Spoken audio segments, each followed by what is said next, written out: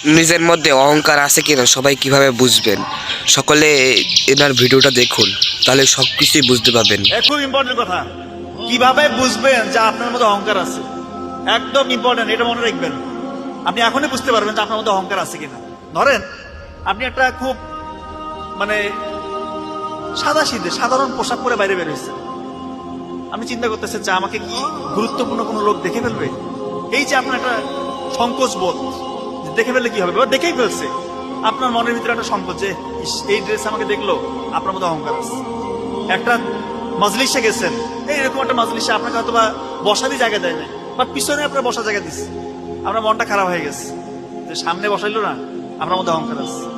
আপনি রাস্তা দিয়ে হাঁটতেছেন, আশা করতেছেন যে ওই ব্যক্তিটা আগে আমাকে সালাম দিবে, মানে সে আমাকে একটু সম্মান প্রদর্শন করবে। এই যে একটা ফিলিংস আপনি ধরে নেবেন আপনার মধ্যে অহংকার, একদম নিশ্চিত অহংকার আছে আপনার।